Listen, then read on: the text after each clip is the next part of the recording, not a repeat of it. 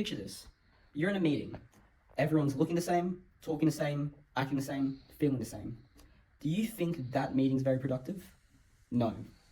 If you want your business to change, your people need to change as well. Hi, I'm Peter Davies, and with my colleagues, we're here to teach you how to manage diversity. You see, diversity can provide multiple perspectives to the workplace. It allows a business to expand their customer base and supply chains with access to new local and international markets. Not to mention, it also provides multiple perspectives in decision making, as you have multiple people from multiple ages, sexes, and cultural backgrounds provide a unique perspective when making a decision for the business. But remember, managing a diverse team also means you have to be accommodating for other cultures. This requires you as a team leader to promote empathy among team members by facilitating discussions that allow them to understand each other's backgrounds and challenges.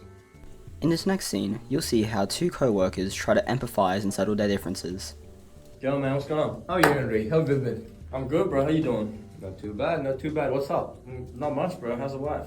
Oh, what's up? Any plans? Any plans for the weekend? Yeah. We're gonna have a barbecue with all the work guys. You in? Barbecue. Well, in a way, I'm vegetarian. I can only have certain types of meat. Hey yo.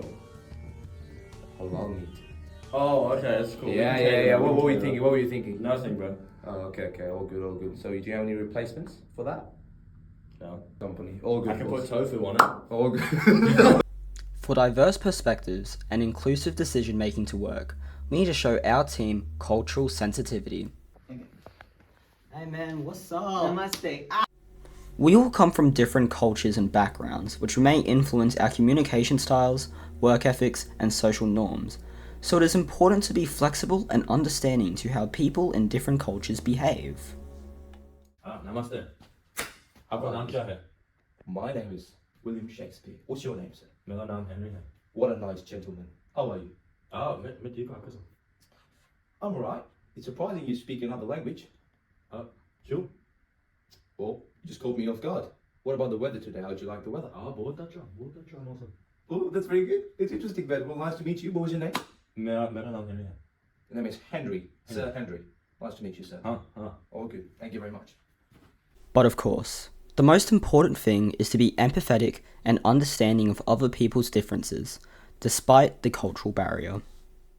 G'day mate, how's your other going? Pretty good. How you going? Not too bad mate, just had a smoke right down at Macca's, yeah. No, just chilling the swag. How about you mate? You're chilling in your swag Yeah. at 10 a.m. in the morning. Yeah, what about it? Not much, bro. We could go down. Well, all the lads will go down. We can go to the pub and then chill out in your swag afterwards. Yeah mate, get a shoey and stuff like that. Yeah, hit a shoey. No. What do you reckon? What were you guys talking again?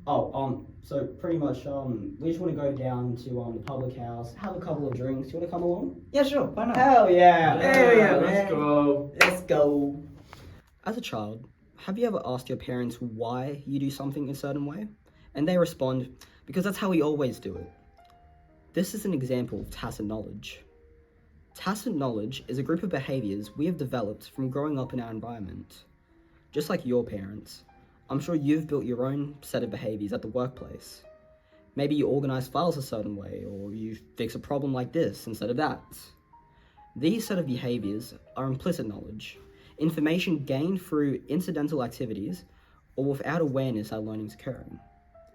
Growing up in different environments and backgrounds, we all have developed our own behaviors that go towards your implicit and tacit knowledge. Or maybe common sense in your culture may be completely foreign to someone of a different culture. As human resource managers, we should be aware that certain team members may possess knowledge that isn't formally recognized but is crucial for team success. And thus, we should seek out and acknowledge what advice people from different cultures could bring. We have a couple of Indian clients from Mumbai. They're coming over for a meeting for a type of business merger. Just for catering, do you think we should get beef and bacon burgers for our guests? Did you say beef and bacon? Yeah. Are you out of your mind? Beef and bacon? Do you realize India has the highest number of vegetarian population in the world? Everybody is vegetarian over there. That's why I got bacon. Get out! As we manage a diverse team, it is important that we create a fair respectful, and inclusive environment to all backgrounds. Ethical considerations in the workplace involve principles and standards that guide behavior.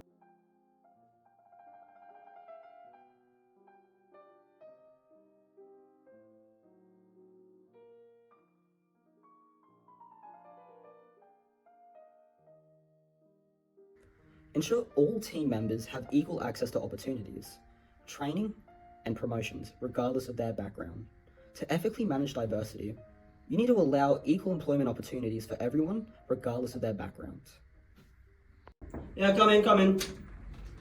Hey, good morning. Good morning, I'm Peter. Nice to meet you. My name is Mehdi. Is this a job interview? Yes, I'll jump into the drive. Yeah, take a seat. Thank you very much. Yeah, so Maddie, welcome to the company. Just before we start the interview, I just want to clear a couple of things. Yep. So, are you by any chance gay, old, a person of color, married? Do you have a criminal record? Are you physically or mentally disabled, or have you been in the military? Questions like these should not be on application forms, especially when these questions have very little impact to how they do their job. No. You're in. To make our workplace a safe and welcoming environment for all, we need to implement and enforce policies that ensure we are protected from discrimination, regardless of age, race, sex, or gender identity. Hey Tom, can you see that over there? Or are eyes too small? I've been advised by my lawyers that I should not show the rest of this skit because of racism. Job design and person job fit are key elements of initiating the responsibilities of employees and play a significant role in creating and allowing for a diverse team. Job design is the process of creating the features, roles, and responsibilities that an employee has to undertake whilst completing a job. Person job fit is about discovering the right person for the job. This includes matching candidates' characteristics and skills with what the job requires. This could be like hiring someone with an RSA to serve drinks at a bar. Or hiring a personable and lively employee to be at the reception desk of an office. When creating a position, an employer must establish the features of the role and how they fit a future candidate. There are a few key steps in creating a job profile. Step 1. What is the job? Step 2. How does it need to be done? Step 3. Where is the job taking place? Step 4. Specific skills for the job. There are also certain steps in strategic selection, creating and finding a job candidate that cannot be changed. This includes cultural fit, Do their personalities match the company? experience fit, Based on their previous jobs? motivational fit, Do they have the drive? ability fit, What required skills they'll need? and qualifications fit. Are there any specific licenses or certifications they'll need? If there is somebody that is operating a forklift without a license, there is a large chance that something will go wrong. There are also legal requirements for jobs like medicine and law enforcement, where if someone is acting in these positions without the necessary knowledge, there will be large legal action taken against them and the company they are acting under. These steps need to have the ability to adapt and change to make the job more accessible, allowing for a more diverse team. For example, changing the location of a job to allow people to work from home when necessary or if it is easier for them. Like parental leave, allowing parents to work longer during the time without having to go into an office or take extra time off. First, the actual role must be analysed to discover if it is possible to make the job more accessible to more candidates. Some jobs have certain deal breakers that disallow for aspects to be changed, as the role would not be able to be completed. For example, if a person is unable to use their hands, it is unlikely any adjustments can be made to a surgeon role without changing the job completely. However, diversity can be considered in job design for certain jobs with extra allowances. For example, flexible hours and what days are worked, as well as flexible break times. When creating a job, it can also be considered how mobility aids can be accommodated by being aware when choosing location and equipment. A large part of this is infrastructure, allowing, for example, inbuilt ramps for those in a wheelchair. Starting job design by allowing for these inclusivities can also avoid discrimination in the selection process due to the inability to meet a candidate's needs. This is where bias and discrimination can come into play.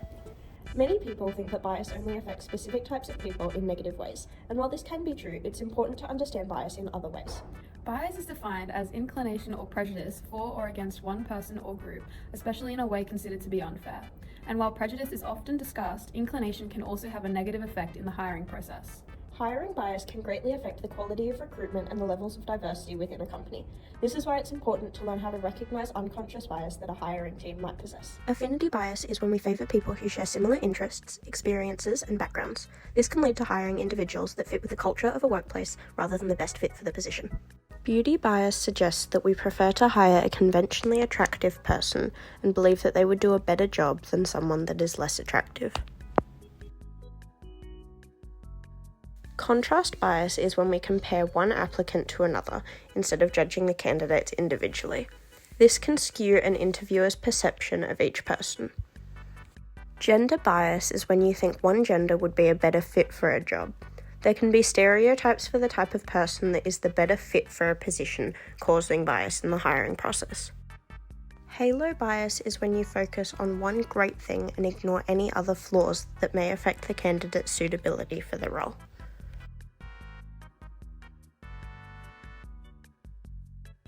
Horn's bias is the opposite of halo bias. This focuses on one negative characteristic while ignoring all positive characteristics. There are a lot of moving parts in a diverse team. There's plenty of legal, ethical, and personal aspects involved. The most important thing to remember is that it's all of our responsibilities to create a healthy and inclusive work environment. So, what are you supposed to do when you finally get that diverse team you went looking for? Welcome to everyone's first meeting. Very excited to have you all here. As you can see, we've gotten every single minority that works in the hospital together because you're going to cure cancer. You have 1 month. Don't bother getting to know each other. Good luck. J. Richard Hackman stated, "For a team to be successful, it needs to be real. Teams should not be created for the sake of ticking boxes, nor should they be expected to perform flawlessly immediately. Teams need to complete smaller objectives and get to know each other first. 73% of aeroplane incidents in America occurred on a crew's first day of flying together. If the first failure is a major one, the team is more likely to give up. Extensive literature claims that teams go through 4 stages: forming, storming, norming, and performing. This also applies to diverse or highly heterogeneous teams. The slight difference being the diverse team may have a more tumultuous storming process.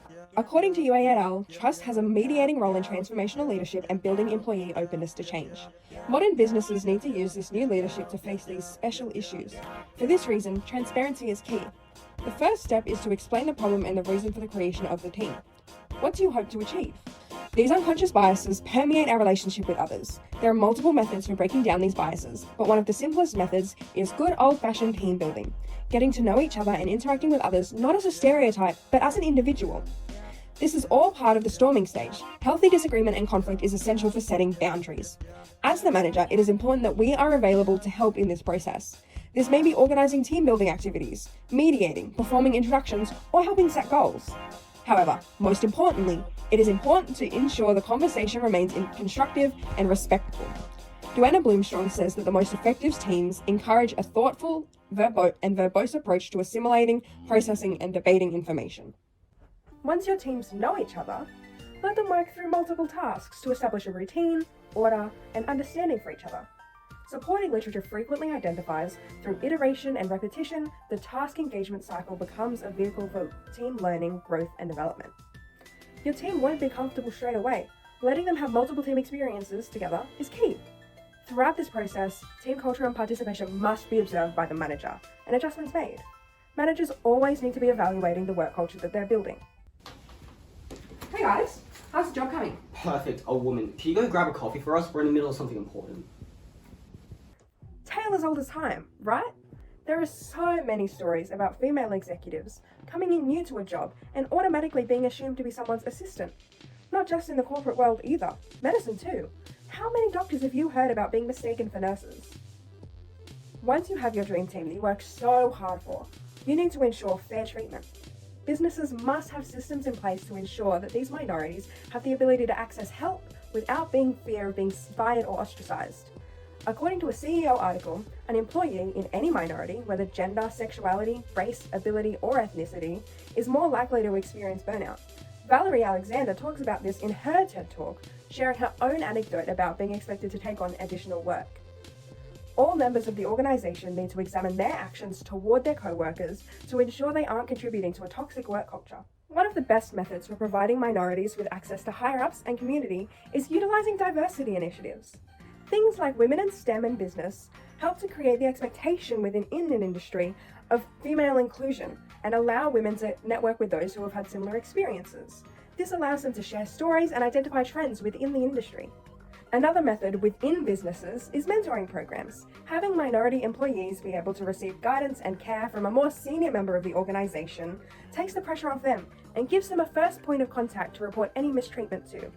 Having a pre-established support network will reduce the chances of minorities suffering alone and reduce the impact of burnout and resignation. It took a while, but that's it. Managing diverse teams is a big topic that's always changing. The best thing you can do is always be willing to listen and evaluate your own behaviour. Thank you.